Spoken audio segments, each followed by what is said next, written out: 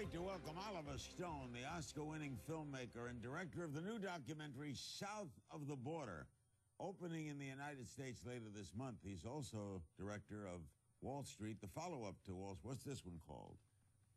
Wall Street, Money Never Sleeps. Money Never, that's coming in September with Michael Douglas returning. And Shia LaBeouf. Carey Mulligan, Josh Brolin, and Frank Langella. And I told you that Michael Douglas told me he thought it was better than the first one. And the first one didn't do too bad. Well, they're different. All right, the new one.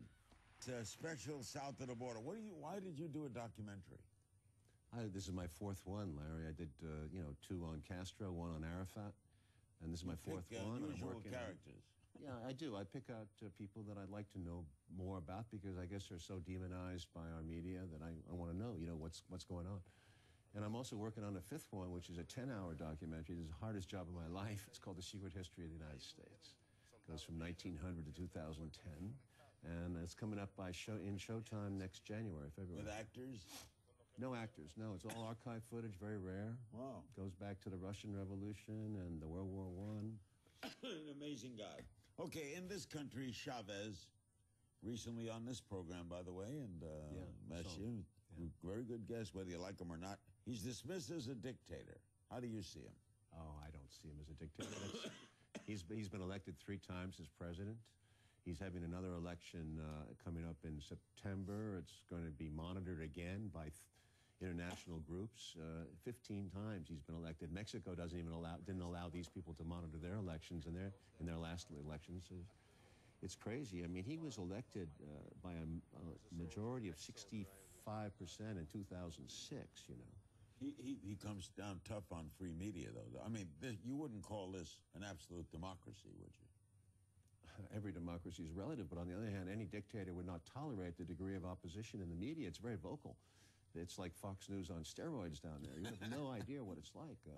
They insult Chavez every day, the newspaper headlines, plus the TV stations, except when you call for the overthrow of the government, and that's when he got upset. And in our country, we wouldn't allow that. We wouldn't allow that. Oh, you could have called for the overthrow of the government. No, you can't. You couldn't? You couldn't go on television? It's called the Fairness Doctrine. It used to exist, and it still does. I mean, there's such a thing as hate speech. You cannot do that in this country.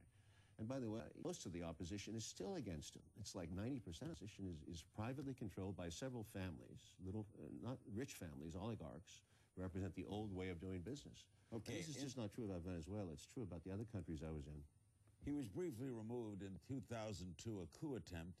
And he points the finger, by the way, clearly at the Bush administration. Let's watch.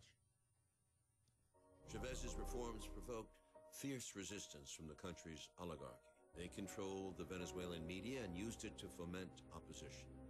They also mobilized support within the military and received help from the United States and Spain.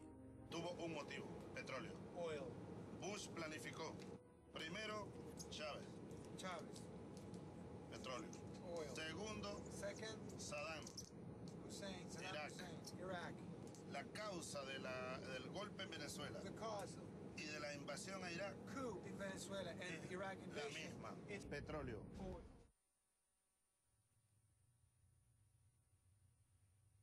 You believe that charge? Yeah, I don't think that, look, we have a huge problem with Venezuela. We've had one since 1998, essentially. We try to get rid of him. He represents like the third largest oil reserve in the world. 500 billion barrels are supposed to be in the ground over there and off the coast. So, it's not that much we want to get rid of Venezuela. We want to control the region. We can always buy our oil on any market in the world, and Iran is the same issue. We always have problems with regional powers, whether it's Iran or Iraq or Venezuela. And now Brazil, by the way. Lula jumped into this game when he went to Iran to try to negotiate a deal with Turkey. So America doesn't seem to want to have any kind of regional powers getting involved, any kind of multipolar world. We want to control the world our way, and this is out-of-date thinking. Is he a power beyond Venezuela? Sure. He means a lot because, as our documentary shows, it's like 6 different countries we travel to. We talk to 8 different presidents, and they all support Chavez, and they all agree. Each one in their own way is trying to be a reformer in their own country, from Ecuador, Bolivia, Argentina, and Brazil, Lula. So this is a big deal. Larry, this is the first time in history that six presidents have tried to reform their countries at the same time. In the past, what, Chile, Argentina, we got rid of the dictators, Brazil too.